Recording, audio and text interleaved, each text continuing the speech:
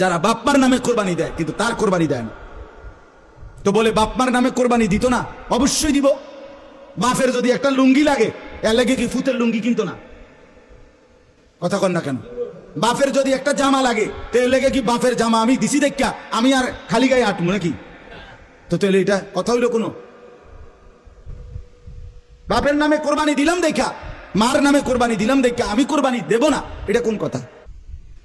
ছেলেটার দোকান অথবা ছেলেটা ঢাকা কাজ করে, চাকরি করে, যেটাই করুক, তে বাইতাইয়া তার কাছে কিন্তু টাকা আছে 60,000-এর বেশি, কিন্তু বাইতাইয়া মাতে না, তার বাপের হাতে টাকা 10,000 দিয়া দেন, আপনি কোরবানি দেন, বুঝতো না খাওন আপনার নামে দেন, আপনি মুরব্বী মানুষ, আপনি মরিয়া গেলে আর পাইবেন কই কোরবানি? অথচ সে কিন্তু কি সামর্থ্যবান, কথা বুঝেন নাই আমার? তার কাছে টাকা আছে না, এই 10,000 টাকা ছাড়া তার দ্বারা আর টাকা নাই। তাইলে তাহলে এই ছেলের উপরে তো কোরবানি ওয়াজিব। অথচ সে তার বাবার নামে কোরবানি দিল, বাবার সাথে শরীক দিয়া টাকা জমা দিয়া 10,000 টাকা বাবারে বুঝাই দিয়া শেষ। সে মনে মনে ভাবতেছে আমি তো কোরবানি দিছি, এই যে আব্বারে দিছি 10,000, তুই বেটা আব্বারে না 10,000 দিছ, কোরবানি দিছ কই? কোরবানি উপলক্ষে না 10,000 টাকা বাপেরে দিছ, তো তুমি তো সারা বছরই টাকা দাও, তো এখনো দিছো, এটা অসুবিধা কি? বাপমার খেদমত তুমি করবে না? বাপমারে তুমি দিবা না? বলেন কি পরিমাণ ছেলে যাদের কাছে টাকা আছে অথচ তারা কোরবানি দেয় না। বাইতাইয়ে নতুন জামা পিন্দা ঈদগাহে মুসল্লা লইয়া নামাজ পড়তে যায়, কিনতে যাও বেউকুফ, তুই হুতাতে না থাকবি, তুই গোস্ত আনলে গোস্ত খাবি। আরে বেটা তোর বেটা ঈদগাহ যাইতে কইছে কে বেটা? এত সকাল ঘুমে তুরছু কিত্তা, তুমি গোস্ত রান্ধা হইলে না উঠবা, তোমার তো উড়াইবেই তোমার আম্মা।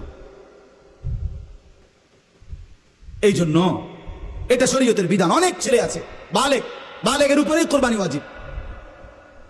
অনেক ছেলে আছে ঢাকা, চিটাগাং শহরে, বন্দরে চাকরি করে, ব্যবসা করে, তাদের কাছে টাকা আছে, হেতে মনে করে আমি ফুলাই ন।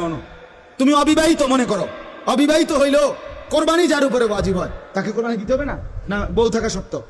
কথা কয় না, হয়তো এটা বুঝেই না, হয়তো মায়ের বার্তাই দেয় না, এটারে হয়তো এটা কিছুই বলে না।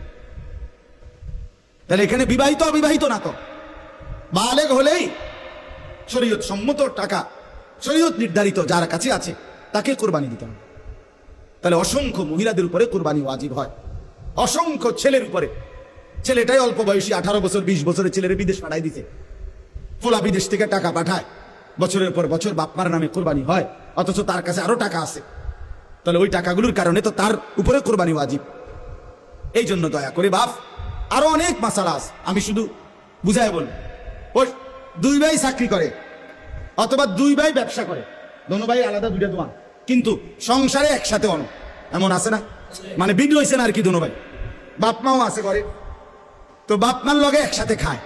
তো কাজে যেহেতু তারা এখনো সংসার ভিন্ন হয় নাই, যাদের ঘরে বউ লইয়া যার আলাদা থাকে যদিও, কিন্তু রান্দাবাড়ি এক লগে একসাথে খায় দেয়। তো দোনো ভাইয়েই কামাই রোজগারি করে, দোনো ভাইয়েরই কি আছে, ইনকাম আছে।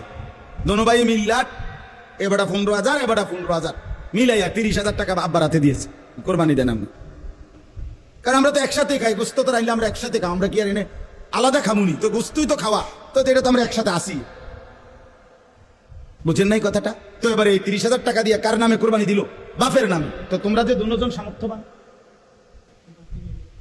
তোমাদের কোরবানি কই হলো? এই দুইজন, তোমরা যে দুজনের উপরে কোরবানি ওয়াজিব হলো, তোমাদের কাছে তো 60,000 টাকা বা তদুর্ধ্ব টাকা আছে, তো এটা তোমাদের ওয়াজিব কই?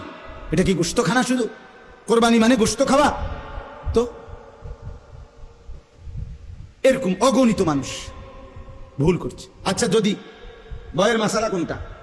মনে করেন 7 শরিকের কোরবানি, 6 শরিক আলগা হয়ে গেছে, আর এইখানে যে একটা শরিকের মধ্যে এরা 2 জন শরিক হয়েছে, এই 2 ভাই, কিন্তু দোনো ভাইয়ের উপরে কোরবানি ওয়াজিব। দোনো ভাইয়ের সামর্থ্যের কারণে, মানে দুজনের কাছে টাকা আছে আলাদা। এখন কোরবানি ওয়াজিব হলে এনে 2 জনের, একজনের না 2 জনের, তো আগের আছে আলগা 6 শরিক মনে করেন, আর এরা 2 ভাই মিল্লা টাকা দিয়া 1 শরিক লইল। তো দেখতে না আপনার কাছে মনে হইলো কয় শরিক? 7 শরিক, কিন্তু কোরবানি ওয়াজিব ওয়ালা শরিক মূলত হয়েছে কয়জন? তো একজনের কোরবানিও হবে না, ও বাকি 6 জনও মার্ডার। গোস্ত খাইতে পারবো, গোস্ত দোষ হইব, এটা সমস্যা হইত না, গোস্ত খাইতেন পারবে, গোস্ত দোষ হইব, রুডিও কি খোলা তুটবো, কিন্তু মাগার আখেরাতে জমবে না, খামখেয়ালি না। এরকম অগণিত মাসআলা আছে। আল্লাহ তাআলা আমাদেরকে বুঝার তৌফিক দান করেন।